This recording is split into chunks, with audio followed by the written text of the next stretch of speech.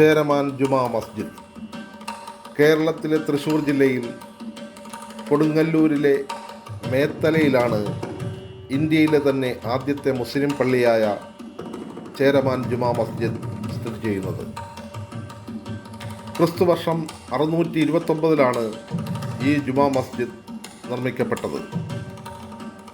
Arab നാട്ടിൽ നിന്നും വന്ന അറബ് വംശജരാണ് ഈ ജുമാ മസ്ജിദ് പണി കഴിപ്പിച്ചത്. ഈ സമയങ്ങളിൽ കൊടുങ്ങല്ലൂർ ഉൾപ്പെടുന്ന പ്രദേശങ്ങൾ ഭരിച്ചിരുന്നത് ചേരമാൻ പെരുമാളിൻ്റെ രാജവംശമായിരുന്നു. കച്ചവടത്തിനായെത്തിയ അറബ് വംശജരുടെ അഭ്യർത്ഥന പ്രകാരം അവർക്ക് പ്രാർത്ഥിക്കാനായി ഒരു പള്ളി പണിയാനുള്ള അനുവാദത്തോടൊപ്പം അതിനുള്ള സാധന സാമഗ്രികളും നൽകി. അന്ന് അവിടെ പ്രചാരത്തിലുണ്ടായിരുന്ന ഹിന്ദു ആർക്കിടെക്ചറൽ ഡിസൈനിൻ്റെ സഹായവും നൽകുകയുണ്ടായി. അങ്ങനെ അന്നത്തെ കേരളീയ വാസ്തുശില്പകലയുടെ മാതൃകയിലാണ് ചരിത്രപ്രസിദ്ധമായ ഇന്ത്യയിലെ ആദ്യത്തെ മുസ്ലിം പള്ളി പണി കഴിപ്പിച്ചത്. ലോകത്തിലെ തന്നെ മതസൗഹാർദ്ദതയുടെ ആദ്യത്തെ ചരിത്ര സ്മാരകമാണ് കൊടുങ്ങല്ലൂർ മേത്തലയിൽ സ്ഥിതി ചെയ്യുന്ന ചേരമാൻ പെരുമാൾ ജുമാ മസ്ജിദ്. ഇന്നും സംസ്കാര ചരിത്രത്തിൻ്റെ ഭാഗമായി വെളിച്ചത്തിനായി കൊളുത്തുന്ന വിളക്കിലെ എണ്ണ അവിടം സന്ദർശിക്കുന്ന ഏത് മതസ്ഥർക്കും പ്രസാദമായി നൽകുന്നു. പ്രവാചകൻ്റെ കാലത്ത് തന്നെയാണ് കേരള രാജാവിൻ്റെ ഇസ്ലാം മതപ്രവേശനം നടന്നതെന്ന് സുപ്രസിദ്ധ ചരിത്ര പുസ്തകമായ താരിഖ് ഫെരിസ്ത വോളിയം 2 ഭാഗം 370 എഴുതിയിരിക്കുന്നു. പെരുമാൾ എന്നർത്ഥം വരുന്ന ചക്രുത്തി ഫർമാൾ, അതായത് ചക്രവർത്തി പെരുമാൾ എന്ന രാജാവ് ഇസ്ലാം മതം സ്വീകരിച്ച് അറേബ്യയിൽ പോയതായി ലണ്ടനിലെ ലൈബ്രറിയിൽ സൂക്ഷിച്ചിട്ടുള്ള മറ്റൊരു രേഖ വ്യക്തമാക്കുന്നു. ഈ മതം മാറ്റത്തെപ്പറ്റി കൂടുതൽ ഗവേഷണം നടത്തിയിട്ടുള്ള ഡോക്ടർ ബെർണലിൻ്റെ നിഗമനം ശരിയാണെങ്കിൽ ചേരമാൻ പെരുമാൾ പ്രവാചകൻ്റെ സമകാലീനനാണെന്ന് വ്യക്തമാകുന്നു.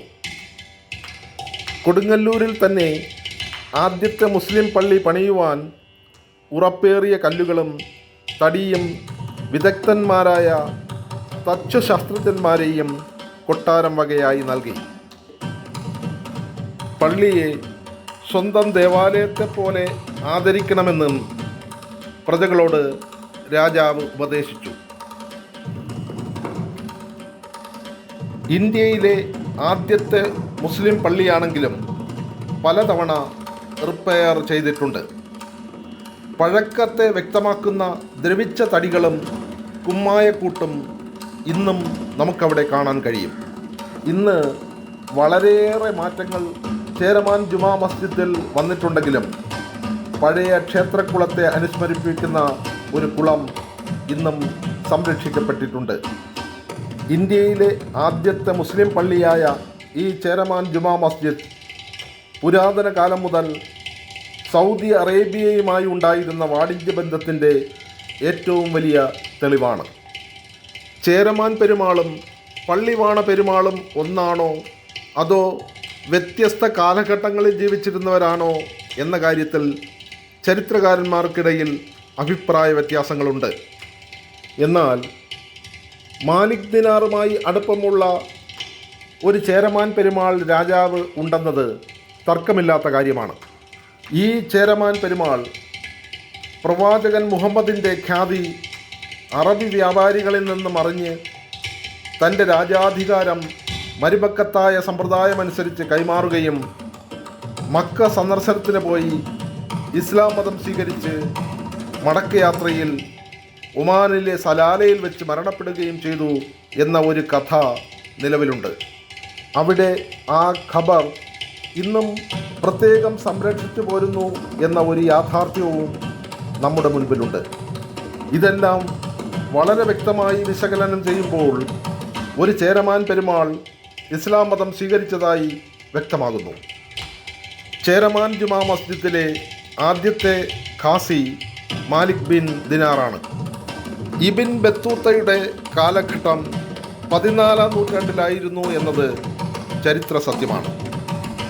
എന്നാൽ ചേരമാൻ ജുമാ മസ്ജിദ് ക്രിസ്തുവർഷം 629 തന്നെ നിർമ്മിക്കപ്പെട്ട് കഴിഞ്ഞിരുന്നു. ലോകത്ത് ഇസ്ലാം മതം 7-ാം നൂറ്റാണ്ടിലാണ് ആവിർഭവിച്ചത് എന്നതാണ് യാഥാർത്ഥ്യം. ഇതിന് ശേഷമുള്ള കാലഘട്ടത്തിലാണ് ഈ പള്ളി നിർമ്മിക്കപ്പെട്ടത്.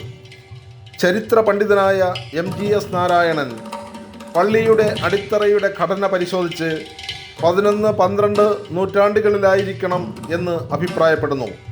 എന്നാൽ ഇതിന് ബലമേകുന്ന തെളിവുകൾ ഒന്നും തന്നെയില്ല. എന്തു തന്നെയായാലും മാലിക് ദിനാറുമായി ബന്ധമുള്ള ചേര രാജാവ് ഇസ്ലാം മതം സ്വീകരിച്ചിരിക്കാൻ സാധ്യതയുണ്ടെന്ന് ചരിത്രകാരന്മാർ പറയുന്നുണ്ട്. ഇന്നത്തെ കൊടുങ്ങല്ലൂരിൽ ഇസ്ലാമിക സമൂഹം ശക്തമാണെന്നത് ഇതിന് നല്ലൊരു തെളിവാണ്.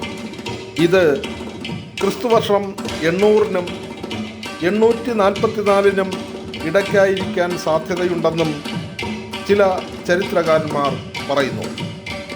അനിസ്ലാമികമെന്ന് ചില മുസ്ലിം കേന്ദ്രങ്ങൾ പറയുന്ന ചില ആചാരങ്ങൾ നടക്കുന്ന മുസ്ലിം ദേവാലയമാണ് ചേരമാൻ പെരുമാൾ മസ്ജിദ്. ആരാധനയ്ക്കല്ലെങ്കിലും വെളിച്ചത്തിനായി കൊളുത്തുന്ന നിലവിളക്ക് ലോകത്ത് ഈ മസ്ജിദിൽ മാത്രം കാണപ്പെടുന്ന മറ്റൊരു എടുത്തു പറയേണ്ട പ്രത്യേകതയാണ്. ഈ വിളക്കിലെ എണ്ണ പ്രസാദമായി സ്വീകരിക്കുന്നത് മുസ്ലിം സമൂഹത്തോടൊപ്പം അവിടം സന്ദർശിക്കുന്ന മറ്റു മതവിഭാഗക്കാരുമാണ് എന്നതും മറ്റൊരു പ്രത്യേകതയാണ്. ഈ പള്ളിക്ക് സമീപം പല പ്രശസ്ത മുസ്ലിം മത പണ്ഡിതന്മാരെയും വിദേശികളായ വ്യാപാര പ്രമുഖരെയും ഖബറടക്കം ചെയ്തിട്ടുണ്ട്. ചരിത്രപരമായി തിരുവിതാംകൂർ മലബാർ മേഖലകളിലെത്തിയ വിദേശീയരായ ഏതൊരു മതവിശ്വാസിയെയും 2 കൈയും നീട്ടി സ്വീകരിച്ച് അവർക്ക് വേണ്ട സഹായ സഹകരണങ്ങൾ നൽകി അവരെ സ്വീകരിക്കാൻ വിശാല മനസ്കത കാണിച്ച ഈ മലയാളക്കരയിലെ മുൻ തലമുറയെ എത്ര പ്രശംസിച്ചാലും അധികമാകില്ല.